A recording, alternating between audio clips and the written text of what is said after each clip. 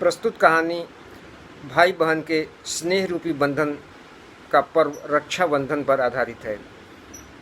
कहानी का शीर्षक है शीला को भाई मिला।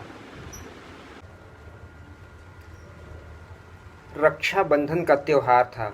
लोग अपनी अपनी बहनों से राखी बंधाकर मिठाइयाँ खाते हुए अपने घरों में टेप रिकॉर्डर पर राखी के मधुर गाने भी सुन रहे थे। शीला अपने पढ़ने के कमरे में बैठी खिड़की के बाहर देखती उदास बैठी थी। वह राखी बांधे तो किसे, उसका तो कोई भाई ही नहीं है। अभी तो सुबह के 8:30 बज रहे हैं।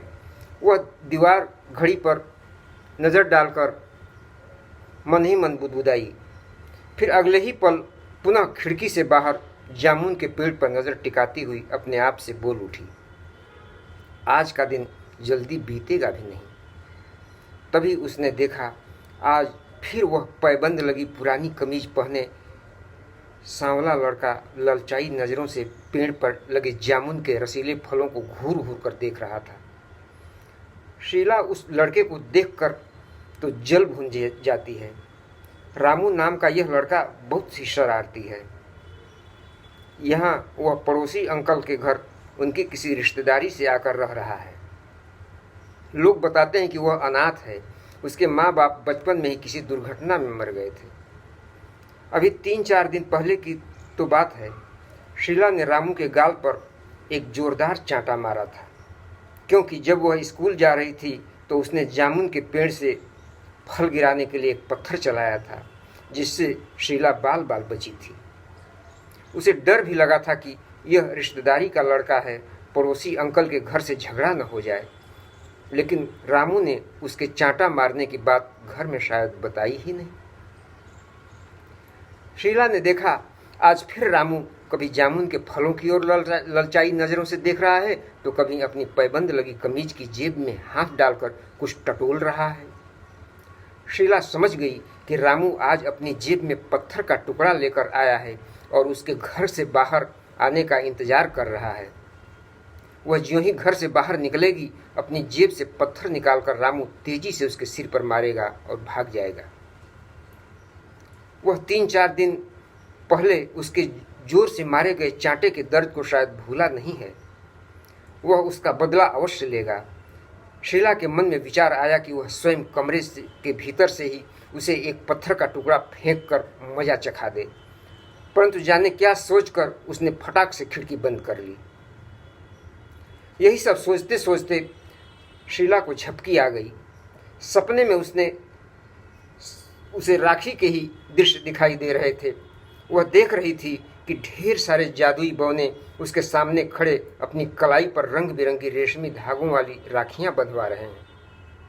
वह सभी को राखी बांध रही है, लड्डू से उनका मुंह मीठा कर रही है और राखी का कोई मधुर गीत भी गुनगुनाती जा रही है। कुछ देर बाद जब शीला की नींद खुली तो उसने फिर दीवार घड़ी पर नजर डाली। ओह, अभी तो 12:30 ही बजे हैं। वह फिर बुदबुदाई। अगले ही पल वह कमरे से बाहर निकल आई। अरे, उसे तो ख्याल ही नहीं रहा कि रामू अपनी जेब में पत्थर का टुकड़ा लिए सुबह से ही उसको ढूंढ रहा है। उसने खिड़की थोड़ी सी खोलकर देखा, वह अब जामुन के पेड़ की ओट में बैठा था। शीला को केवल उसकी कमीज का कुछ हिस्सा दिखाई दे रहा था। वह डर गई कि यह लड़का तो बहुत ही शैतान है।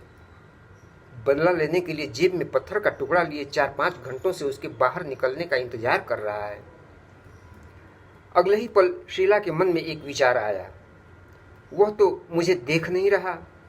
पेड़ के पीछे से जाकर फुर्ती से उसका हाथ कस कर पकड़ लूंगी, ताकि वह अपनी जेब से पत्थर के टुकड़े को निकाल ही न सकेगा।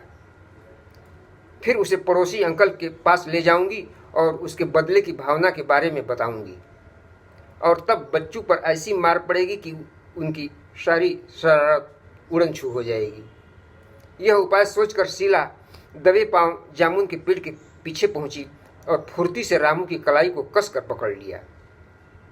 रामू वहां बैठा ऊँघ रहा था, इसलिए उसे उसके पहुंचने का पता ही नहीं चला।